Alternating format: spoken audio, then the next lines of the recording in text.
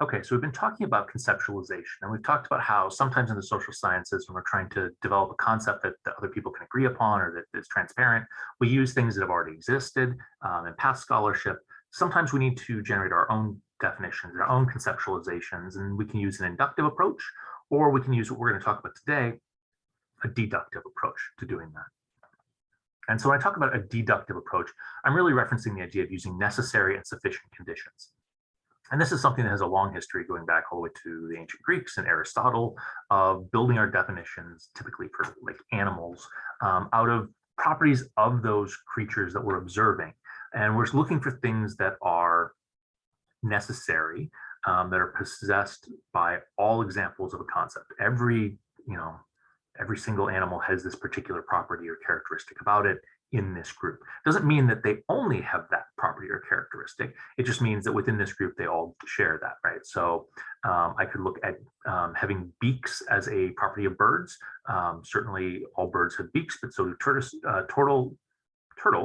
and platypi have beaks as well, or bills. And so that might be necessary, but it would not be sufficient. When we're talking about sufficiency, we're talking about something where we have a definition that describes only examples of that concept. And so you may have heard the idea that a square is a rectangle, but a rectangle is not necessarily a square. What that says is that the definition of a square is the definition of a rectangle, but with additional precision added in, right? That the sides have to be equal in a way that only squares can meet that definition. Squares can also be rectangles, but not every rectangle meets that condition. So we don't have sufficiency with just having the definition of a rectangle to be able to identify a square. But when we add in the condition that they're all four sides the same, it eliminates all other classes of rectangles from our definition. So when we try to do this in practice, what we're oftentimes looking for are conditions that are necessary and jointly add up to sufficiency. And so that means that we've identified things that are true about all of our, in this case, we're going to be looking at birds. They're true of all birds, right? And capture all birds, but also exclude all non-birds from our definition. So we're trying to separate out birds from non-birds in a way that doesn't exclude any birds. So they're retaining the necessary component of all that. And so if we're thinking about how this could work, we could add in a condition to maybe identify if something's a bird, that it has a wing or it has wings, right? And certainly I believe that's necessary, that all birds have wings.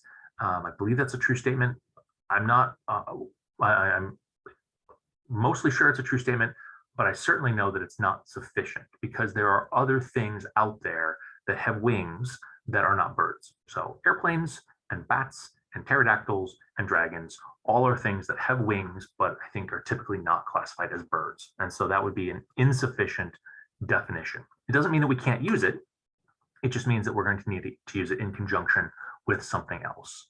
So I've added something else in. I've added in laying eggs. And I've noted that I think dragons and pterodactyls probably need to be moved to the intersection of laying eggs and wings. We haven't yet excluded them because they share both of those properties in common with birds. But again, I don't think are birds. So we've added this in.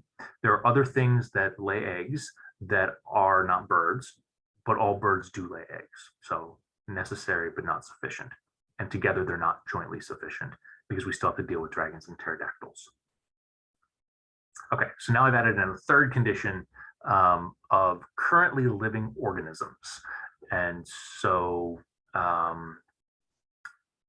that takes care of our dragons and pterodactyls scenario. It also moves bats into the winged living organisms and leaves airplanes in our sort of wings but not living organisms category. And so now I think we have a definition that's really honed in on that sort of nucleus of what makes something a bird.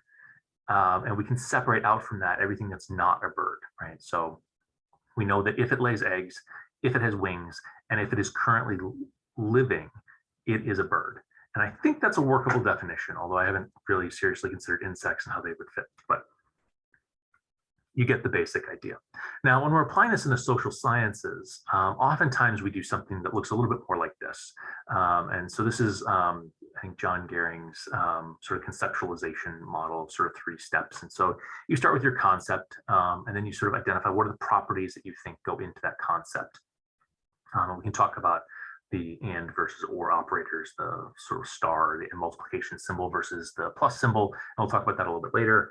And then for each of those properties, we want to think about how do we know if that's been satisfied? What can I look for? What can I measure? What can I track to be able to say this condition is satisfied or this condition is not satisfied? And the example I'll give you relates to Max Weber's model of or theory of bureaucracy. And so when Max Weber first put this out many years ago, he was sort of thinking abstractly. He actually said, I don't think there are actually any organizations out there that currently have all of these properties, but there's a way of organizing organizations that sort of draws on these 5 or 6 or 7, depending on how you slice things out, different properties. And so bureaucracies have fixed jurisdictions, they have hierarchy, they have modern management practices, which sometimes gets included with like ongoing training and that you work full-time for that position and don't hold like multiple jobs. Written documents are central to bureaucracies, and exhaustive rules. And so if I was trying to determine if my university is a bureaucracy, I would say, okay, I've got to find evidence for each of these 5 things. And if I was thinking about sort of what that would look like, I could think about there's a division of labor in the workforce, that there are some people whose job it is to be faculty and they teach, and there are some people whose job it is to be staff and they run the sort of administrative processes of the university. I could think about sort of delineated office space. So if I wander over to the administrative building and go up to the registrar's office and say, I'd like to, adjust my paycheck, they will, glare at me and be like, that's not what we do here. You need to go down the hall. This is the registrar's office. We do a very narrow, limited set of things. That's the office where they handle that particular problem. I would be like, oh, well, check. Delineated office space where certain tasks are done in certain locations. And that fits with the idea of fixed jurisdiction. If I wanted to demonstrate that my organization has hierarchy, I would simply go to HR and ask for the organizational chart. And they should be able to point to me and say, here's where you fall in it, and here's where your supervisor falls in it, and everybody's connected through this hierarchical organization. Modern management practices, I could sort of check. Do they do training? Are they using computers? Those seem like things that I could walk in, talk to people very briefly, and sort of validate and verify, yes, that's the case. Written documents, pre-made forms. Go to the webpage. If there are forms to fill out, you may be working with the bureaucracy. And then a rule book. Is there a rule book? We just in my college finished going through an exhaustive rewrite of our college level faculty handbook, which is an exhaustive set of rules for how we'll be governed in all sorts of situations. That's a very bureaucratic kind of task to do. And if you can find documents like that, that's a good sign that you're working within a bureaucracy. And so I think this is maybe a useful way of thinking about this process, that we have this term like bureaucracy that we throw around loosely all the time. But when we really drill into it, it's referring us to very specific kinds of things that we should be able to observe within an organization. Okay, so hopefully the idea of necessary and sufficient conditions as a way to build our definitions makes sense. Now it's my time to complicate that. And I'm going to complicate it in 2, maybe 3 ways. And so one of those ways is something that has really emerged in recent years. And only in the last couple of decades do I think social scientists, and I'll actually specifically credit political scientists for sort of making this observation. It's only been in recent years that we recognize the limitations of the necessary and sufficient conditions framework for defining things in the social sciences. And what I mean by that is that we're working with concepts that aren't grounded in a biological process like evolution that makes sure that things sort of fall neatly into categories. We're working with things that human beings have kind of created. And so if I were going to task you with trying to come up with a definition for a game using the necessary and sufficient conditions criteria, you might come up with competition, right? Because does every game involve competition? Many do, but not everything that's competition is a game. Fun, maybe. I don't know that all games are fun, but maybe we could use that. But not everything that's fun is a game. Certainly that's true. So maybe we don't even have necessary with that one. Winners and losers, possibly. Maybe all games have winners and losers. an element of competition or an element of risk or strategy? Possibly. What I would suggest to you is that you could spend as much time as you want trying to come up with a perfect list. And not only is it going to be really hard to find criteria that are necessary for all things to be games, rules even. That's one students often cite to me, and I point to Calvin Ball, which is a made-up game featured in the comic strip Calvin and Hobbes, a game that has no rules, and yet still is hours of enjoyable fun for fictitious character Calvin and his imaginary friend, the tiger Hobbes. We're probably not going to be able to come up with a necessary and sufficient conditions list that works. Does that mean that we don't really have this thing called games? And that would be ridiculous. Of course we have games. We know what games are. We call things games all the time. But it's not because we have like one single master list. Instead, what we have is a list of things that are commonly associated with games. And if something has many of those properties, not all, but many, then we call it a game. So if it has rules and there's winners and losers and there's strategy involved, but it's not fun, it can still be a game. If there are not winners and losers and involves strategy and it's fun, it can be a game, right? You don't have to have all of those pieces lining up for every single game. Instead, we can say it has enough overlapping elements that they're sort of a common relationship. And I'll actually circle back to my graphic here where I flagged initially that there's an and or an or operator. And so if you think about it as multiplication, in order for that to be satisfied, all those would have to be ones. And Boolean algebra, multiply a bunch of ones together, you get a one. But it could also be or. It could be that you have to have this, but if you don't have that, you could have this other thing. And as long as you have something there, it's satisfactory. That it could be either property one or property two, as long as there's at least one element there. So we could think about it that way, that these things are additive and we just need to cross a certain threshold, or we could think about it as truly jointly necessary and sufficient. Okay, so introducing the idea of family resemblance, don't assume you're always going to be able to craft a perfect list. Secondly, I'll flag archetypes. This is something where we have an abstract definition of a concept and a definition that's maybe so pure that there are actually no real world examples of this. When Weber put forward his idea of bureaucracies, that was actually what he claimed. He said, I don't actually think there are bureaucracies out there right now. This is just sort of something I'm kind of doodling out in my head. Now, from the perspective of necessary and sufficient conditions in the classical approach, that's really nonsense, like that you would have so many conditions in place that it doesn't actually describe anything in the world.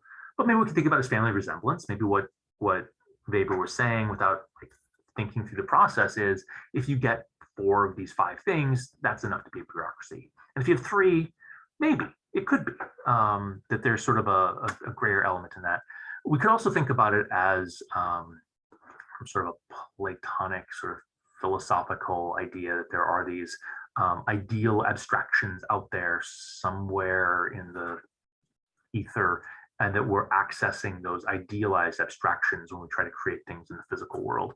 But our creations are oftentimes imperfect. And I prefer the family resemblance as a way to think about what an archetype is doing, rather than try to sort of shoehorn some sort of Platonic framework in to preserve what the ancient Greeks had thought they had created with the necessary and sufficient conditions. So finally, I want to talk a little bit about this idea of Sartori's ladder, because I think it's another way of thinking about what it means to add conditions in.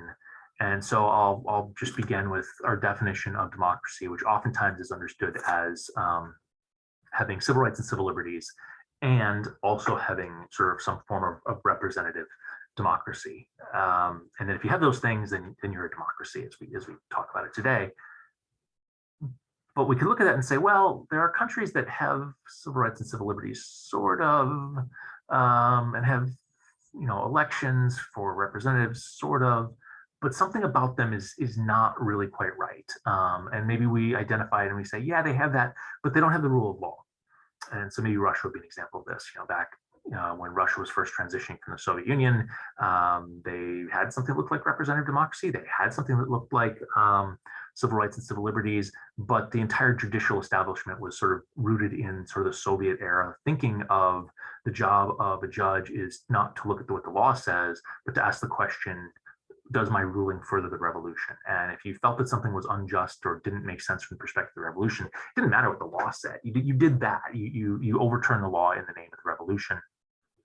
And so if you have a judicial sort of community that's doing that, and you don't really have the rule of law, are you a democracy? And you can hem and haw about it and maybe sort of pick at it. And maybe what it makes sense to do is to say, well, let's add the condition in of rule of law, and then let's separate out illiberal democracies from liberal democracies. And again, liberal is not like left, right, Democrat, Republican. Liberal in this context is like the classic Enlightenment idea of liberal that sort of calls the idea of inalienable human rights, that kind of liberal. So now we've got two different definitions of democracies. One is slightly more restrictive because we've added this additional condition in. All right, maybe we want to add in the condition that you have to have a parliamentary assembly of some kind, a legislative body, that it's not enough to just elect a leader every 5 years. You have to have some sort of legislative process, right? So maybe legislative democracy is necessary. We could keep adding in criteria and conditions around our definition of democracy. And with each condition that we add in, Sartori observes, we are essentially increasing the specificity of our definition, and fewer cases are going to meet that definition. And so as our definitions sort of build up, we get fewer and fewer and fewer cases that meet that. This is the Sartori's ladder idea. And so we oftentimes need to pay attention when we're crafting our definitions, that we craft them in a way that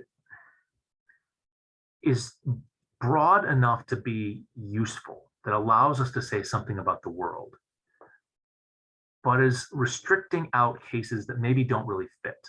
And that there is a trade-off, that as we get more specific with our definitions and more precise with our meanings, we may be reducing the ability to say something about the broader world, because we may have found ourselves in a situation where we've winnowed down our pool of cases that actually meet this definition to 2 or 3 or 1 or 0. We may have like worked ourselves into an archetype with our definition where there's no cases that meet that criteria. And then the question is that a useful definition at all? What is the purpose of that definition, and what is it doing? So again, I think in this process of sort of thinking through how we're going to build those definitions and what to include, there's some things to wrestle with in terms of how specific versus how general we want to be.